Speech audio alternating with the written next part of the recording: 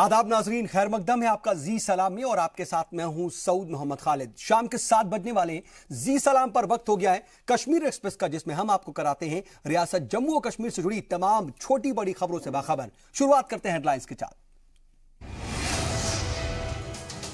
रमजान के पाक महीने में भी मिलिटेंट्स की नापाक करतूत जारी। बीती रात जम्मू और श्रीनगर में 2 मकामात पर ग्रेनेड से हमला। जम्मू में 2 पुलिस एहलकार और कई शहरी जख्मी। जम्मू कश्मीर के सरहदी इलाकों में बढ़ी गोलीबारी की वारदातें। पाकिस्तान ने अब तक बिना उकसावे के 300 से ज्यादा बार की गोलीबारी। श्रीनगर के नौहट्टा में जुमे की नमाज के बाद पत्थरबाजी। सिक्योरिटी फोर्सेस और पत्थरबाजों के बीच झड़प में 20 अफराद जख्मी। आर्मी गुडविल स्कूल में अब दी जाएगी डिजिटल तालीम। आर्मी चीफ बिपिन रावत ने पहलगाम आर्मी गुडविल स्कूल से की शुरुआत। और जम्मू कश्मीर के वजीर आला महबूबा मुफ्ती ने किया सरहदी इलाकों का दौरा। पाकिस्तान को सीएम की 2 टूक, कहा रमजान में पाकिस्तान से नहीं थी सीज फायर के खिलाफ वर्जी। तो सीएम की 2 टूक, कहा रमजान में पाकिस्तान से नहीं थी सीज फायर के खिलाफ वर्जी की उम्मीद।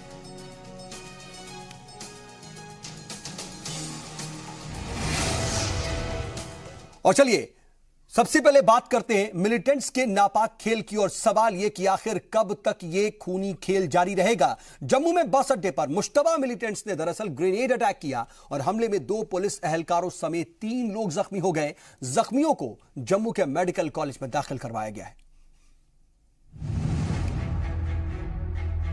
जुमेरात की देर शाम बस स्टैंड के पास हुए धमाके ने पूरे इलाके को दहला दिया। लोग कुछ समझ पाते उसके पहले ही अफरा तफरी फैल गई और लोग अपनी जान बचाकर इधर उधर भागने लगे। इसी बीच पता चला कि बस स्टैंड पर ग्रेनेड अटैक हुआ है। इसमें 3 पुलिस एहलकारों समेत 3 दीगर जख्मी हो गए। जहाँ तक मेरी जानकारी है 2 पुलिस वालों को चोटें आई हैं, स्प्लिंटर इंजरीज आई हैं। दोनों हॉस्पिटल में, दोनों स्टेबल हैं। Minor injuries SHO। तो किस तरह से सर अब आगे की इन्वेस्टिगेशन की गई और क्या लॉन्च किया गया आपका ऑपरेशन यहाँ पे जम्मू पूरे शहर में, क्योंकि बीचों बीच शहर के इतना बड़ा अटैक हुआ है। We have initiated all the process that is required in such। जो फ्लाईओवर है इसके ऊपर से पहले भी इस तरह की घटना हुई है, ये जो आपको लगता है कि देखिए मैं क्योंकि सिंस आई एम मतलब मैं कोई भी बात जल्दबाजी में नहीं कहना चाहता, बट हम 360 डिग्री से इसको एनालाइज कर रहे हैं। और सर क्या इन्वेस्टिगेशन अभी आप यहाँ पे लॉन्च किया आपने इन्वेस्टिगेशन, क्योंकि जम्मू शहर में होना, क्या आतंकवादी हो सकते हैं आपको लग रहा है? Of course if the grenade has been launched, somebody has launched the grenade also, but I want to assure you through you the people that sir कुछ सिविलियन इसमें जख्मी हुए हैं, कुछ वो जानकारी दे दें कितने सिविलियन जख्मी? मेरी नॉलेज में अभी तक कोई सिविलियन नहीं आया। फिलहाल पूरा एरिया कॉर्डन ऑफ किया गया है। हमारा सर्चिज और हमारा इन्वेस्टिगेटिव एस्पेक्ट्स दोनों इकट्ठे चल रहे हैं। हम यहाँ उधर खाना खाने गए थे, हम गाड़ी, हमारा स्टैंड है यहाँ पे, हम गाड़ी लगाते हैं, इधर हम उधर खाना खाने गए थे, हम वाकई हमको पता नहीं, तो आवाज़ आई तो हम यहाँ पे लोग जमा हो गए थे। शहर के बीचों बीच हुए इस दहशतगर्दाना हमले ने मिलिटेंट्स और दहशतगर्दों के अगले महीने से शुरू हो रही अमरनाथ यात्रा से पहले के मंसूबे का खुलासा किया है। सिक्योरिटी फोर्सेस ने भी जम्मू में बड़ी दहशतगर्दाना साजिशों के बारे में आगाह किया हुआ था। आपको बता दें कि रियासत में इस वक्त बड़ी तादाद में माता वैष्णो देवी और कश्मीर की वादियों की तरफ जाने के लिए सयाह आ रहे हैं। रमजान के इस पाक महीने में लश्कर की नापाक साजिश यहाँ के लोगों की रीढ़ की हड्डी टूरिज्म इंडस्ट्री को तबाह करने की भी है, ताकि लोग गरीबी से तंग आकर उनके दिखाए मिलिटेंसी के रास्ते पर चल निकले। ब्यूरो रिपोर्ट, जी मीडिया। और खबर पर मजीद मालूमात के साथ हमारे प्रिंसिपल कॉरेस्पॉन्डेंट राजन वैद जम्मू से इस वक्त फोन लाइन के जरिए जुड़ चुके हैं। राजन, इस वक्त की हम ताजा सूरत हाल के बारे में अगर आपसे जानना चाहें तो क्या वहां पर नजर आ रहा है? क्या वहां पर अभी भी एक तरह से सर्च ऑपरेशन चल रहा है या फिर वहां पर जो हालात है वो मामूल पर आ गए हैं? मैं आपको बता दूं कि जिस तरह से जम्मू के बीचों बीच जो बस स्टैंड का इलाका है, बड़ा सेंसिटिव इलाका है, ये पहले भी कई साल पहले यहाँ पे इस तरह के हमले हो चुके हैं, लेकिन काफी वक्त के बाद जो है इस तरह का हमला फिर देखने को मिला है। और जो सिक्योरिटी एजेंसीज हैं वो सब खतरे में हैं, क्योंकि साउथ कहीं ना कहीं मिलिटेंट्स ने अपनी मौजूदगी जो है जम्मू शहर के अंदर भी दर्ज करवा दी है और ये वाजे कर दिया है कि वो जम्मू शहर में कहीं भी कभी भी इस तरह की घटना को अंजाम दे सकते हैं, जो एक बहुत चिंताजनक बात है। इसके बाद हमने देखा आज कई चेक पॉइंट्स हैं, नाका जो पुलिस के होते हैं वहां पे चेकिंग करते हुए हमने देखा। पुलिस के जो जवान थे वो चेकिंग करने में लगे थे। गाड़ियों को, बसों को जो शहर से आने वाली या जाने वाली हैं उनको रोका गया, और खासकर जो होटल हैं, खासकर बस स्टैंड के आसपास, वहां भी छानबीन की गई है। इस तरह की जानकारी है और ये देखा गया है कि क्या ये जिसमें ये ग्रेनेड फेंका है, जो ये मिलिटेंट हैं, क्या ये जम्मू में थे पहले से या ये श्रीनगर से आए थे, या इनका क्या मंसूबा है आगे। इन तमाम बातों को मद्देनजर रखते हुए इस वक्त जम्मू में हाई अलर्ट घोषित किया गया है, और सभी तरह के जो इंतजामात हैं वो कोशिश है पुलिस की वो किए जाएं, ताकि अब ये ऐसा हादसा सामने ना आए। क्योंकि इस हादसे के बाद जो यहाँ पे खासकर जो होटल वाले हैं, इंडस्ट्री वाले हैं, जिनका जो टूरिज्म इंडस्ट्री के साथ जुड़े हुए लोग हैं, वो सकते में हैं। क्योंकि उनका कहना है अभी जो बाबा अमरनाथ की यात्रा दस्तक देने वाली है, और तमाम जो उनकी जो तैयारी है, खासकर जो बुकिंग है, ठीक है। लेकिन अभी सिक्योरिटी एहलकार जो है वो क्या कह रहे हैं? क्या वो अभी इस बारे में कुछ जानकारी हासिल लग पाई है कि वो दहशतगर्द कौन थे, या फिर उन्हें पकड़ने में कोई कामयाबी या फिर कोई हिकमत अमली अपनाई जा रही हो? लेकिन साहब, जो ये बस स्टैंड का इलाका है उसके आसपास फ्लाईओवर है, और ये बात निकल के सामने आई है कि जो ये मिलिटेंट थे इन्होंने फ्लाईओवर से वो ग्रेनेड फेंका है, और वो पुलिस की जो जिप्सी थी जो लगी थी उसको निशाना बना के वो फेंका गया, लेकिन वो अपना निशाना चूक गया, जिसकी वजह से जो नुकसान है कम हुआ, नहीं तो ज्यादा जाने जा सकती थी। हालांकि जान किसी की नहीं गई, लेकिन तो पुलिस के जो जवान जख्मी और 3 जो मकामी जो बाशिंदे हैं वो जख्मी हुए हैं, लेकिन इससे ज्यादा नुकसान हो सकता था। ठीक है, बेशक इससे ज्यादा नुकसान हो सकता था, लेकिन रात की ये बात रही कि नुकसान बहुत ज्यादा नहीं हुआ। आप नजर बना रखिएगा पूरी सूरत हाल पर, हम आगे भी अपडेट के लिए जुड़ेंगे। फिलहाल के लिए बहुत शुक्रिया आपका राजन। इधर दहशतगर्दों के हमलों को देखते हुए पूरे जम्मू में अलर्ट है और हमलावरों की तलाश भी लगातार जारी है। उधर कटरा रेलवे स्टेशन पर भी हिफाजती बंदोबस्त सख्त कर दिए गए और हर आने जाने वालों पर सख्त नजर रखी जा रही है। पुलिस और सिक्योरिटी फोर्सेस ने जगह जगह पर नाके लगा दिए हैं। हर आने जाने वाली गाड़ियों की तलाशी ली जा रही है। कटरा से लेकर के भवन जाने वाले तीनों रास्तों पर हिफाजती बंदोबस्त बढ़ा दिए गए। जैसे कि कल जम्मू में एक ब्लास्ट इंसिडेंट हुआ, उसको मद्देनजर रखते हुए हमने अपनी जो रेलवे स्टेशन कटरा और उधमपुर की सब डिवीजन्स हैं उन पे अपनी डिप्लॉयमेंट को और स्ट्रेंथन किया है। आपको हर रेलवे स्टेशन पे हमारी क्विक रिएक्शन टीम मिल जाएगी जो डिप्लॉयड है वहाँ पे लेटेस्ट वेपन्स के साथ। इसके अलावा जो प्लेटफॉर्म्स पे डिप्लॉयमेंट है वो हर प्लेटफॉर्म पे हमारी एक टीम डिप्लॉयड है जो राउंड द क्लॉक वहाँ पे पेट्रोलिंग कर रही है। ऐसे हमने डॉग स्क्वाड की भी सर्विसेज, हमारे पास डॉग स्क्वाड अवेलेबल है, उसकी सर्विसेज यूटिलाइज कर रहे हैं। जो भी ट्रेन बाहर से आ रही है और जहाँ से बाहर जाने के लिए तैयार है उसको हम थारोली चेक कर रहे हैं। इसके अलावा ट्रैक्स पे हमारी बीट्स अवेलेबल हैं जहाँ पे जवान्स डिप्लॉयड हैं, और टनल्स और ब्रिजेस जो हैं ऑन वे आते हैं उस पे हमारी स्टैटिक गार्ड्स हैं वो डिप्लॉयड हैं। इसके अलावा हमने रात को भी नाइट चेकिंग का भी हमने स्ट्रेंथन किया है। पूरा जितनी भी डिप्लॉयमेंट है रेलवे प्लेटफॉर्म्स के आउटस्कर्ट्स में वहाँ पे भी हमने डिस्ट्रिक्ट पुलिस की हेल्प ली है। CRPF अवेलेबल है, आर्मी भी अपना काम कर रही है। और कल रात में जम्मू के सबसे भीड़ भाड़ वाले बस स्टैंड पर दरअसल ग्रेनेड से हमला हुआ था। हमले के बाद पूरे जम्मू में हाई अलर्ट लगातार जारी है और अभी भी ये बना हुआ है और सिक्योरिटी सख्त भी कर दी गई है। जी सलाम के नुमाइंदे राजन वैद ने इसकी तफसीली जानकारी भी ली कि वहां पर क्या हालात रहे। जम्मू शहर के बीचों बीच बसे बस स्टैंड के इलाके में जिस तरह से ग्रेनेड अटैक कल हुआ है उसके बाद सुरक्षा व्यवस्था पुख्ता कर दी गई है। जगह जगह नाका लगाया गया है। जितने भी चेक पॉइंट्स हैं, नाका पॉइंट्स हैं, वहां पे पुलिस की ओर से जो है वाहनों की चेकिंग की जा रही है। आने जाने वाले लोगों से पूछताछ भी की जा रही है। जिस तरह जम्मू शहर के बीचों बीच दिल कहे जाने वाले जम्मू बस स्टैंड पे ये ग्रेनेड अटैक हुआ है, इसके बाद पुलिस किसी भी तरह का चांस नहीं लेना चाहती है, क्योंकि पहले से ही ये पुलिस जम्मू कश्मीर में हाई अलर्ट पर है, क्योंकि अमरनाथ यात्रा भी शुरू होने वाली है। इसको देखते हुए किसी भी तरह का चांस नहीं लिया जाएगा।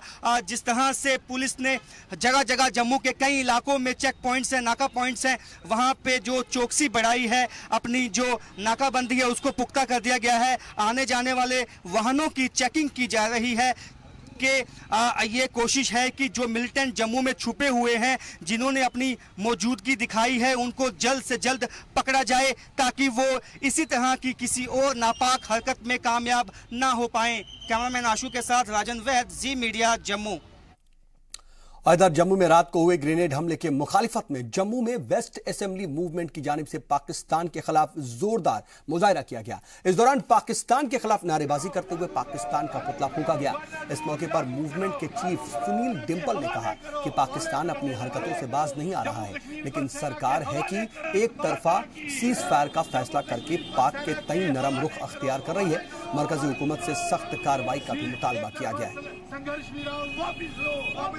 महबूबा मुफ्ती हाय हाय हाय हाय हाय, महबूबा मुफ्ती हाय हाय, मुर्दाबाद मुर्दाबाद, वरना रूल लागू करो।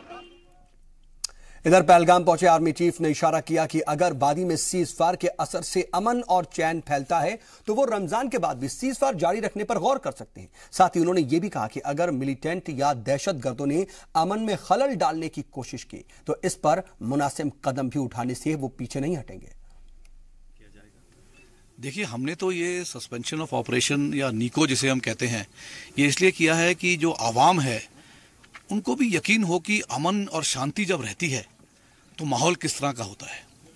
इस वक्त जिस तरह का अमन और शांति का जो माहौल बना हुआ है, मेरे विचार में तो जो यहाँ की आवाम है वो उससे काफ़ी हद तक खुश है। लेकिन अगर इस तरह की कार्रवाई चलती रही और अमन और शांति का माहौल बना रहा तो हम यकीन के साथ कह सकते हैं कि इस तरह के जो नीको है, हम आगे के दिनों में भी अगर इसको कायम रखें उस पर हम विचार कर सकते हैं। लेकिन अगर आतंकवादियों की तरफ से कोई कार्रवाई हुई तो हमें फिर ये सीज फायर पे या जो सस्पेंशन ऑफ ऑपरेशन या नीको जिसे हम कह रहे हैं, इस पे दोबारा से विचार विमर्श करना पड़ेगा।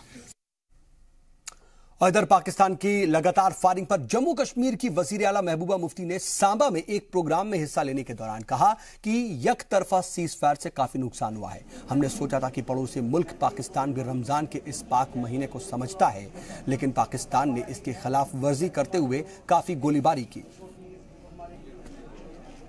रमज़ान के महीने में जो अंदरूनी यूनिलैटरल सीज फायर हुआ है तो उसका पाकिस्तान भी मुस्बत जवाब देंगे।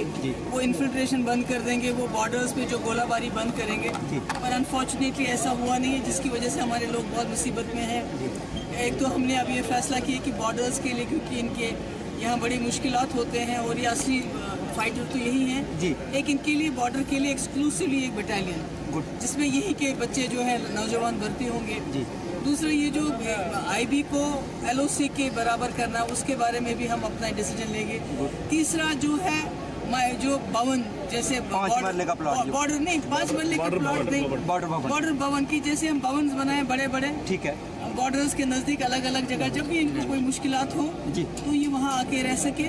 और भी बाकी जो छोटी मोटी और दूसरी प्रॉब्लम्स पर बड़ी बड़ी मामले जो हैं इनके वो यही हैं। और साथ में हम ये भी उम्मीद करते हैं कि पाकिस्तान जो है इस बात को समझे, इस मुसीबत को समझे।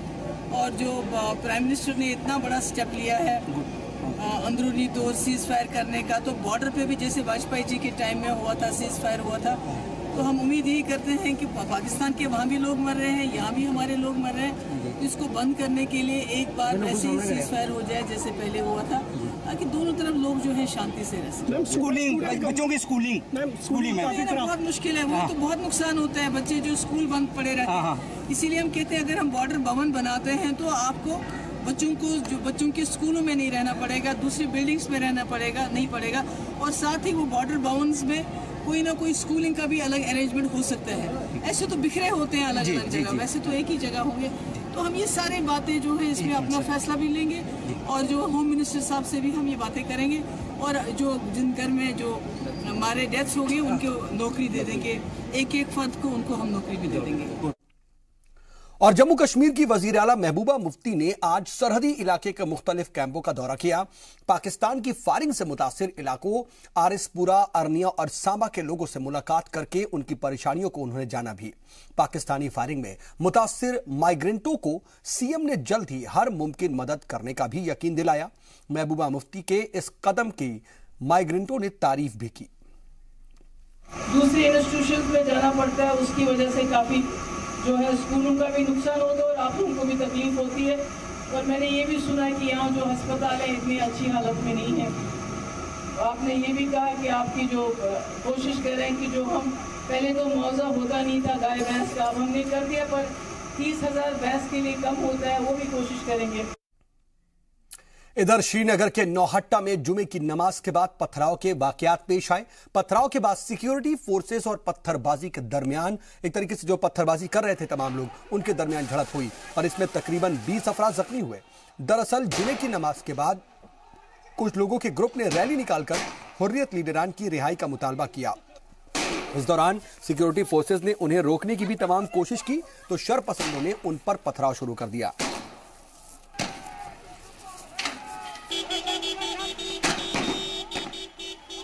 और हमारे साथ इस वक्त श्रीनगर से इसी खबर पर हमारे ब्यूरो चीफ सैयद तजम्मुल इस्लाम खबर पर जुड़ चुके फोन लाइन के जरिए। तजम्मुल, ये जो पत्थरबाजों का जो सिलसिला है वो लगातार जारी, और आज भी एक तरीके से देखने को मिला कि पत्थरबाज इस तरीके से सामने आए, लेकिन इसमें कई लोग जख्मी भी हुए हैं।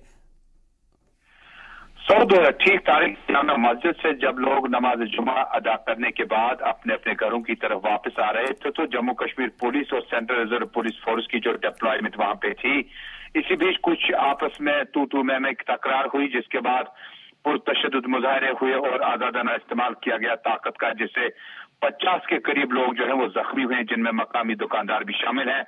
30 के करीब लोग जो है वो अस्पतालों में भर्ती किए गए हैं, जबकि रोजनामा ग्रेटर कश्मीर के फोटो जर्नलिस्ट अमान फारूक समेत कई सहाफी जो है इस मुठभेड़ में जख्मी हुए हैं। और ये रस्साकशी जो है कई घंटों तक जारी रही। नमाज जुमा अदा करने के बाद जो ही मकामी लोग वापसी कर रहे थे तो सिक्योरिटी फोर्सेस की बड़ी तादाद डिप्लॉयमेंट पे थी। बताया जाता है कि इसी बीच दोनों पार्टियों के बीच में नोकझोंक हुई, जिसके बाद पुरतशद्दुद मुजाहरे हुए। लेकिन जम्मू कश्मीर पुलिस के साथ साथ सेंट्रल रिजर्व पुलिस फोर्स का जो डिप्लॉयमेंट यूनिट वहां पे था, उन्होंने काफी ज्यादा ताकत का इस्तेमाल किया। और चूंकि मामला जो है काफी हसास होते जा रहे थे और लड़कों की बड़ी तादाद और नमाजी और जिसमें मकामी दुकानदार वगैरह शामिल है, आगे घर की तरफ पेशकदमी कर रहे थे, किस तरह के हालात से उन्हें गुजरना पड़ा। सऊद, आपको याद होगा कि तारीखी जामिया मस्जिद में गुज़िश्ता कई महीनों से नमाज का इत्माम हो पाया, कई जगहों पर, कई जम्मू के मौके पर नहीं हो पाया, लेकिन इसके बाद आज जो एक बार फिर पुरतशद्दुद मुजाहरे हुए, इससे साफ तौर पर जाहिर होता है कि अभी भी ग्राउंड लेवल पर उस लेवल का मिजाज यूथ में नहीं है, आम लोगों में नहीं है। और जो एक पेशेंस होनी चाहिए थी सिक्योरिटी फोर्सेस को, वो भी मुझे लगता है कि कहीं ना कहीं कम नजर आ रही है। और जो कोऑर्डिनेशन बनाने की कोशिश की जा रही है पब्लिक और पुलिस के बीच में, उसका भी खला नजर आता है। कुल मिलाकर देखें कि नमाज जुमा के बाद ये पुरतशद्दुद मुजाहरे जो है नवाटा चौक से गोजवारा से आसपास के नवाही इलाकों तक ये दायरा पत्थरबाजी का फैलता गया, जिसके बाद कई घंटों तक मामला इसी तरह से चलते रहे। ठीक है, बहुत शुक्रिया तजम्मुल तमाम जानकारी के लिए। नजर बना रखिएगा, आगे भी आपसे अपडेट के लिए जुड़ेंगे। फिलहाल वक्त एक छोटे से ब्रेक का हो चला है, जल्द होते हैं यहाँ से कुछ और अहम खबरों के साथ।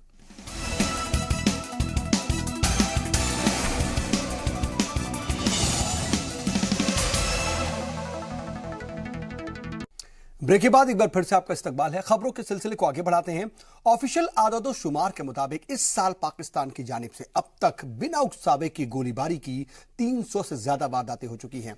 इनमें से बीएसएफ के 5 जवानों को अपनी जान गंवानी पड़ चुकी है, जबकि जम्मू इलाके में इंटरनेशनल बॉर्डर पर तैनात 34 जवान गोलीबारी में जख्मी हो चुके हैं। लेकिन सरहदी इलाकों के लोगों को इस फायरिंग से सबसे ज्यादा नुकसान उठाना पड़ा है। उनकी जानें गई, जानवरों की जानें गई, बच्चों की पढ़ाई मुतासिर हुई। सांबा इलाके के रहने वाले लोग डरे हुए हैं और हुकूमत से सवालात कर रहे हैं। आज बॉर्डर की हालत देखें तो आप देख लो कि ये जो बच्चे हमारे, इनकी क्या जिंदगी, इनकी पढ़ाई कहां चली गई है। 2 दिन तो आएंगे, सियासी लोग भी आएंगे, लीडर लोग भी आएंगे और सब बताएंगे ठीक है हम धन्यवाद करते हैं, उनका इंतजामिया भी आएगा, लेकिन फिर वही हालत। हम चाहते हैं कि पक्का सोल्यूशन हो। जब हमारे बच्चों का कोई फ्यूचर नहीं है तो हमारा क्या ज़िंदगी है? कोई स्कूल बंद पड़े हैं, कोई पढ़ाई नहीं है, पढ़ाई होने का कारण ही कोई नहीं हो सकता। जब ऐसे अभी इतना नुकसान, अभी गलाड़ में कितनी मौतें हो गई हैं, कितने जानवर मर गए हैं और मकानों की वो हालत हो गई है।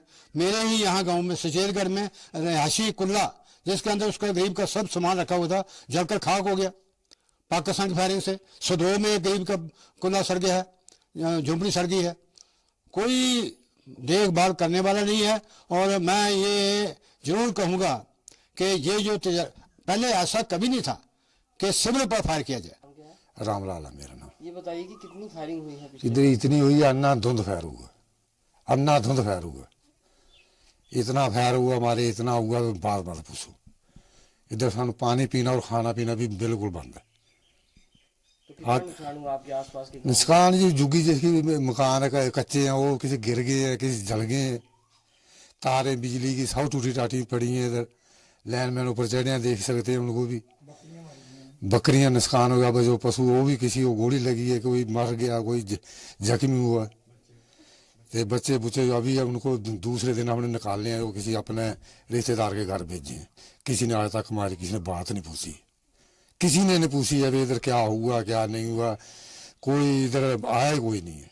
ये सरपंच भी आज आया और बाकी सारा को ना कोई तहसीलदार आया, ना पटवारी आया, ना कोई इधर आया नहीं। अगर उनके प्रभाव पड़ता, इधर आते उनके प्रभाव पड़ता, क्योंकि वो वाले के ऊपर नहीं पड़ता। इधर जो रहते हैं इधर मजबूर है।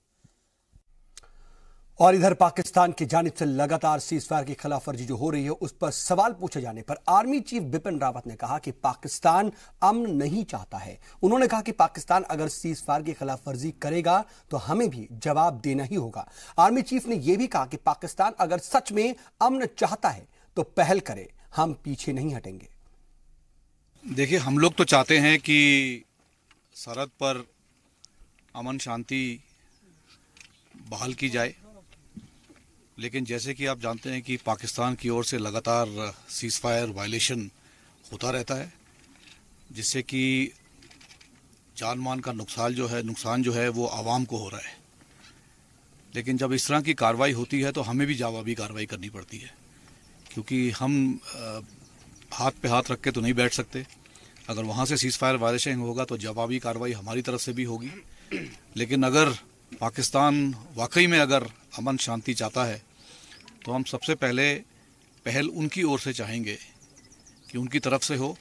और पहल किस तरीके से हो कि जो वहाँ से जो आतंकी घुसपैठ करके कश्मीर का माहौल बिगाड़ने की कोशिश करते रहते हैं, इस घुसपैठ को रोका जाए। और इसी घुसपैठ को जारी रखने के लिए अक्सर ये सीज़फायर का वायलेशन होता रहता है। तो हम तो यही चाहेंगे कि सरहद पर शांति बनी रहे, लेकिन सरहद पर शांति बनाने के लिए ये ज़रूरी है कि पार से जो आतंकवादी के जो कैंप बने हुए हैं, वहाँ पे जो उनको ट्रेनिंग दी जा रही है, वहाँ से जो असला और हथियार हमारे जम्मू कश्मीर में भारत में भेजा जा रहा है, इस पर रोकथाम की जाए। और अगर ये हो सके तो हम यकीन के साथ कह सकते हैं कि सरहद पर अमन शांति रहेगी और सीज़फायर कायम रहेगा। बता दें आपको कि आर्मी चीफ बिपिन रावत पहलगाम पहुंचे और यहां पर उन्होंने तलबा के लिए डिजिटल एजुकेशन की शुरुआत की। आपको बता दें कि आर्मी गुडविल स्कूल पहलगाम में बच्चों को दी जा रही तालीम में टेक्नोलॉजी को भी शामिल किए जाने के मकसद से आर्मी ने एक कदम उठाया है।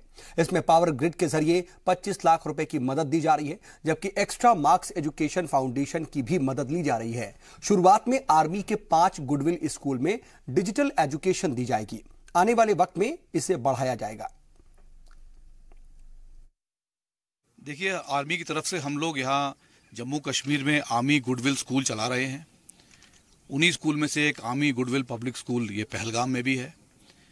हमारी कोशिश यही रहती है कि यहाँ के जो बच्चे जो इन स्कूलों में तालीम हासिल कर रहे हैं, उनको सही तरीके की तालीम हासिल हो, उनके एजुकेशन स्टैंडर्ड्स बढ़ते रहें, नॉलेज और एजुकेशन जो आज की ज़रूरत है उसमें टेक्नोलॉजी इन्फ्यूज़ की जाए। तो इसी मकसद से आज हम लोग ने पावर ग्रिड कॉरपोरेशन और एक्स्ट्रा मार्क्स एजुकेशन फाउंडेशन जो है, इनसे मदद लेकर यहाँ पे डिजिटल एजुकेशन की शुरुआत की है। इसमें तकरीबन 25 लाख का योगदान पावर ग्रिड की तरफ से मिला है और सपोर्ट हमें एक्स्ट्रा मार्क्स एजुकेशन फाउंडेशन दे रहा है। शुरुआती कार्रवाई के लिए ये 5 आर्मी गुडविल स्कूल में इस तरह की टेक्नोलॉजी इन्फ्यूज़ की जाएगी, लेकिन धीरे धीरे हम यही चाहेंगे कि बाकी भी जो आर्मी गुडविल स्कूल हैं उनमें टेक्नोलॉजी के जरिए हम अच्छी से अच्छी तालीम दे सकें। हम चाहते हैं कि यहाँ के जो बच्चे हों वो आगे उन्नति करें। और इधर पुंछ के मांगनार गांव में किसानों के लिए एक रोजा ट्रेनिंग कैंप का इनेकाद किया गया और इस कैंप में बड़ी तादाद में देहरा के किसानों में हिस्सा लिया और इस कैंप में सरकार की जानिब से किसानों के लिए चलाई जा रही स्कीमों के बारे में बताया गया। साथ ही तजुर्बेकारों ने किसानों के मसाइल के हवाले से जानकारी दी। वहीं किसानों का कहना है कि इन स्कीमों से खेती बाड़ी में काफी मदद मिली, अब हमारी फसल पहले से दोगुनी हो गई है। ऐसे प्रोग्राम से नई तरीके सीखने को मिलते हैं।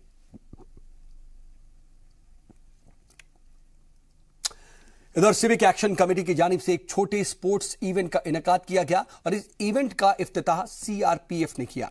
इस इवेंट में कुपवाड़ा के मुख्तलिफ इलाकों के फुटबॉल प्लेयर ने हिस्सा लिया और इस मौके पर सीआरपीएफ कुपवाड़ा और सिविल्स मौजूद रहे। सीआरपीएफ के इस कदम के लोगों ने जमकर तारीफ की और इस प्रोग्राम के मकसद की तरफ लोगों को स्पोर्ट्स के तय दरअसल रागिब करना है, जो कि ये कामयाब होता नजर आया।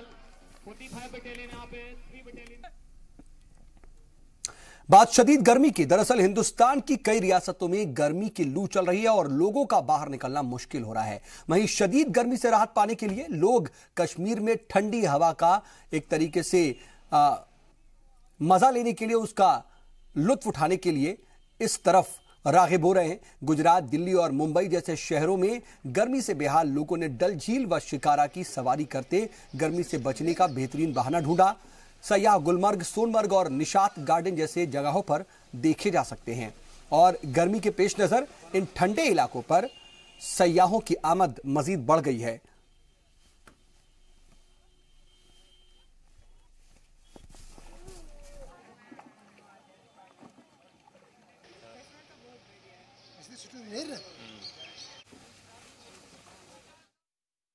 उधमपुर की रहने वाली जरीना बीबी तकरीबन 10 सालों से टेंट में गुजारा कर रही थी, लेकिन प्रधानमंत्री आवास योजना के तहत उन्हें अपना आशियाना मिल गया। इससे जरीना बीबी का तो कुनबा खुश है ही, खुश उनके पड़ोसी भी हैं।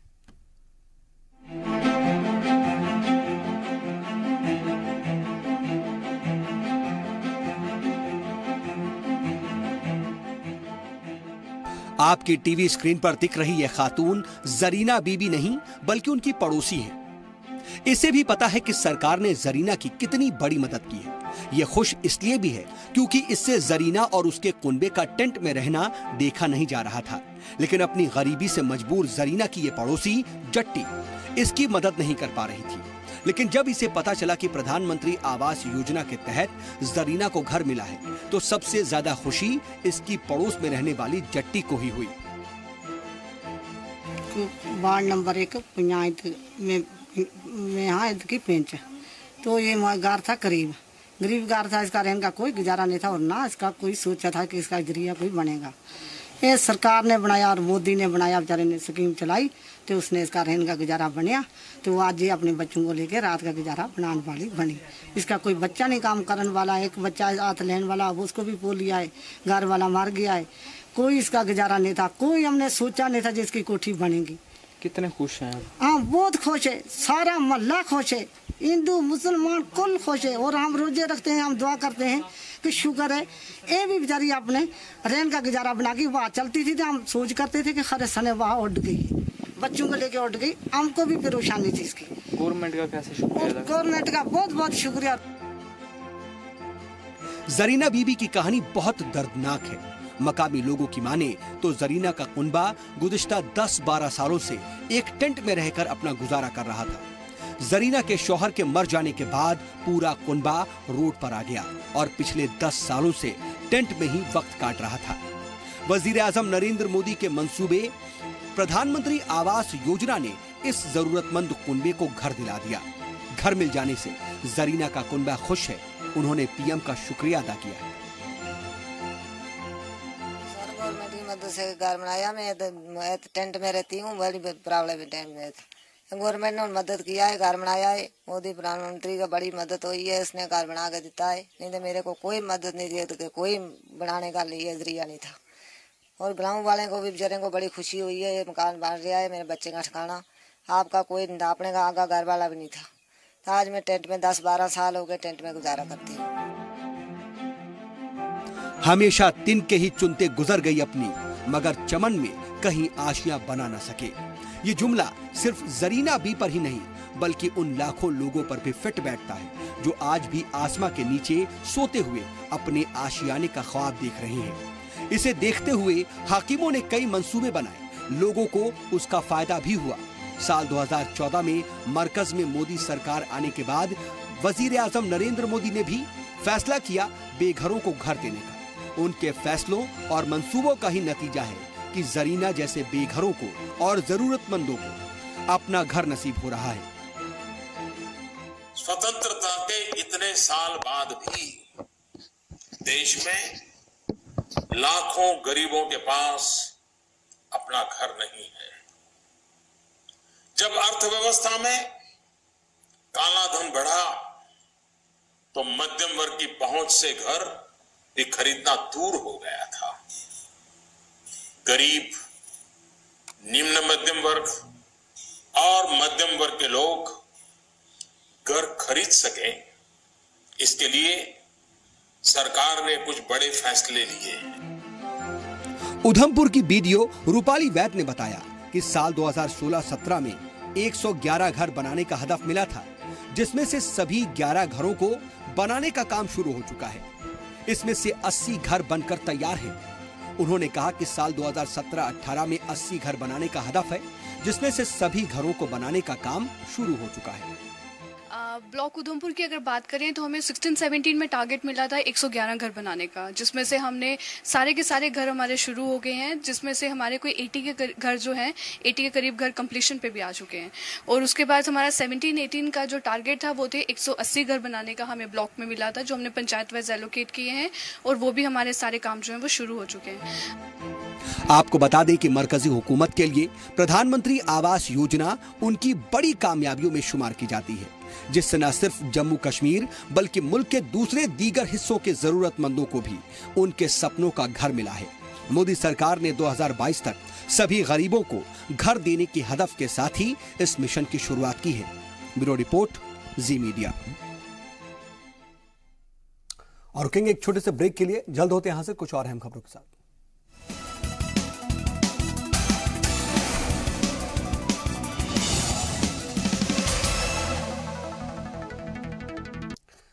ब्रेक के बाद एक बार फिर से आपका इस्तकबाल है। खबरों के सिलसिले को आगे बढ़ाते हैं। श्रीनगर में एसएमसी और ट्रैफिक महकमे की जानिब से रोड पर नाजायज कब्जों के खिलाफ मुश्तरका मुहिम चलाई गई।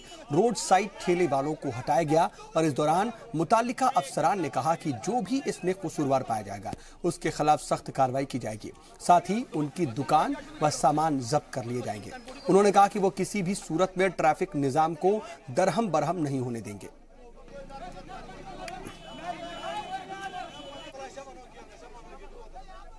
हमारे यहाँ पे बैठना एक ही मकसद है, क्योंकि हमारे साथ दिन ब दिन जुल्म होते जा रहे हैं। हम कब तक जुल्म सहेंगे, इसलिए हम यहाँ पे आज पीसफुली यहाँ पे हम जो ये प्रोटेस्ट देख रहे हैं बैठे हैं, क्योंकि यहाँ पे एक न एक दिन एक गवर्नमेंट की एक नई नई सियासत दिखाई दे रही है। कभी किसी म्यूनसिपलिटी का रोल होता है, कभी ट्रैफिक आईजी का रोल होता है, कभी पुलिस का रोल होता है। हमें ये समझ नहीं आ रहा है।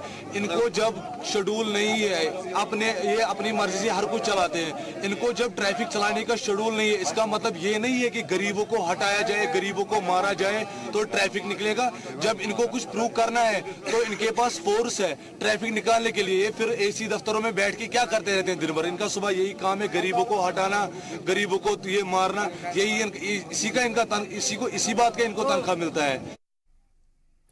इधर बांडीपुरा में याकूब वागे के कत्ल पर एसएसपी बांडीपुरा ने कहा कि इसके पीछे लश्कर का हाथ है। इस वारदात में लश्कर के मिलिटेंट्स मुलविस हैं। वाज़ेह है कि 24-25 मई के शब को जम्मू कश्मीर के बांडीपुरा जिले में एक नौजवान की लाश बरामद हुई थी। हाजिन के गुंड परांग इलाके में एक शख्स की लाश मिलने के बाद अफरा तफरी मची और इसकी इत्तला फौरी तौर पर पुलिस को दे दी गई। अब यह बात कही जा रही है कि इसके पीछे लश्कर का हाथ है। गुजरी रात के में कुछ लश्कर के कुछ लोग जो हैं वो एक याकूब वगे के घर में घुसे हैं ज़बरदस्ती और उसका बेरहमी से कत्ल कर दिया है। इसमें हमारी जो प्रीलिमिनरी इन्वेस्टिगेशन हुई है उससे पता चलता है कि लश्कर का एक सेल्फ स्टाइल्ड कमांडर जो है सलीम परे, उसके साथ कुछ पाकिस्तानी 2 से 3 लोग थे जो उनके घर में आए हैं और बड़ी बेदर्दी से उसका कत्ल कर दिया है। तब इस पूरे मामले में बताया जा रहा है कि इसमें दरअसल लश्कर का हाथ है और बांडीपुरा में दरअसल याकूब वागे का कत्ल हुआ और इस पर एसएसपी बांडीपुरा ये कह रहे हैं कि इसके पीछे लश्कर का हाथ है और इस वारदात में लश्कर के मिलिटेंट सीधे तौर पर मुलव्विस हैं। वाज़ेह है कि 24-25 मई की शब जम्मू कश्मीर के बांडीपुरा जिले में एक नौजवान की लाश बरामद हुई थी और बाद में पता चला कि दरअसल ये जो लाश है याकूब वागे नाम के शख्स की है और अब एसएसपी कह रहे हैं कि इसके पीछे लश्कर के मिलिटेंट्स हैं जिन्होंने इस वारदात को अंजाम दिया। हाजिन के गुंडपराग इलाके में एक शख्स की लाश मिली थी और इसके बाद अफरा तफरी मच गई थी। इसकी इत्तला फौरी तौर पर पुलिस को दे दी गई थी।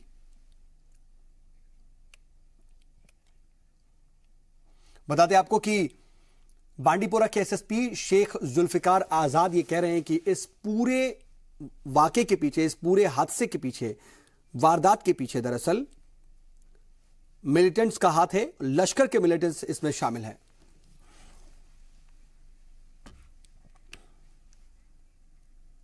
इधर रियासती हुकूमत से लेकर के मरकजी हुकूमत तक जिस्मानी तौर पर माजूरों के लिए बड़े बड़े दावे किए जाते हैं, लेकिन जमीनी सतह पर सरकार के सभी दावे खोखले नजर आ रहे हैं। इसीलिए हम कह रहे हैं कि ध्यान दो हुजूर। मामला मेंढर के सरहदी इलाके मनकोट का है जो कि अभी सामने आया है। एक खातून जिसका नाम शाहीन अख्तर है अपनी 3 बेटियों के साथ पिछले 4 बरसों से अपनी 2 बेटियों की पेंशन के लिए महकमा समाजी फलाह के चक्कर काट रही हैं, लेकिन उसकी सुनने वाला कोई नहीं।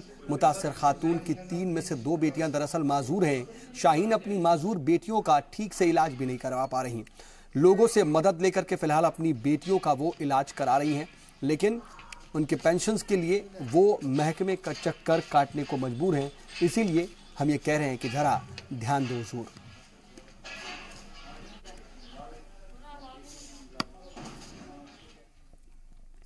इधर जम्मू में महकमा पीडीडी में काम कर रहे डेली वेजर्स ने अपनी मांगों को लेकर के पीडीडी ऑफिस में जोरदार एहतजाज किया। एहतजाज के दौरान नाराज डेली वेजर्स ने पीडीडी के परमानेंट एम्प्लॉइज को ऑफिस के अंदर बंद कर दिया और ऑफिस के बाहर ताला जड़ दिया। एहतजाजियों का यह कहना है कि गुज़िश्ता कई सालों से वो महकमे के लिए काम कर रहे हैं, लेकिन उन्हें मुस्तकिल नहीं किया जा रहा। उन्होंने कहा कि जब भी ओहदेदारान से इस बारे में बात होती है तो वो बात को टाल जाते हैं। इस बार उन्होंने अपनी मांगों को ना माने जाने तक काम बंद रखने का ऐलान किया है। हमने 72 घंटे की कॉल दी थी तो दो दिन की हमें एक्सटेंड करनी पड़ी, क्योंकि हमारा जो रिकॉर्ड है 14 डिवीजनों का आ गया है, 4 डिवीजनों का पेंडिंग है और हमारे पिछले 10 सालों से हम यही डिमांड इनके आगे करते आ रहे हैं कि हमें बेजिस दी जाए मंथली, और ना ही हमें बेजिस दी जा रही है। हमारे बच्चे स्कूलों से निकाले जा रहे हैं। जो हमारे साथ श्रीनगर के साथी हैं वो 1198 परमानेंट हुए और उनकी जगह 7500 लोग नीड बेस थे, उनको डेली वेजर बना गया। और जो जम्मू प्रामिस में 3405 थे, यहाँ 892 लोग परमानेंट हुए थे।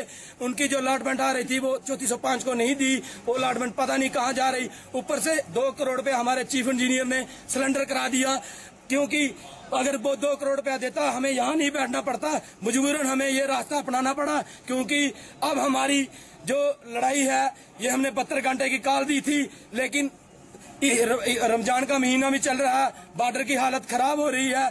तो हमें बड़े साथी भी ये कह रहे हैं कि हमारा इंसानियत का फर्ज है, क्योंकि बॉर्डर के लोगों को लाइट चाहिए। पर रमजान के महीने में हम ये नहीं चाहते कि रमजान के महीने में लोगों का सिस्टम बंद हो, लेकिन हमें मजबूरन यहाँ बैठना पड़ा।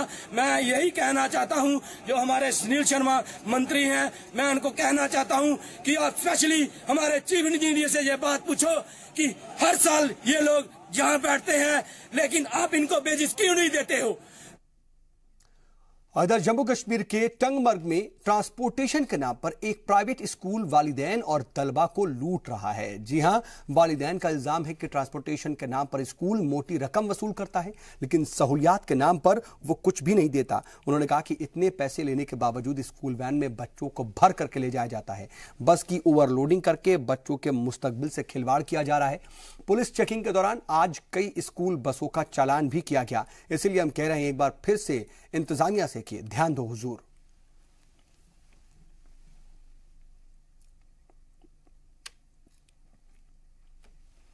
और चलिए इसी के साथ कश्मीर एक्सप्रेस में आज के लिए बस इतना ही। बने रहिए जी सलाम के साथ।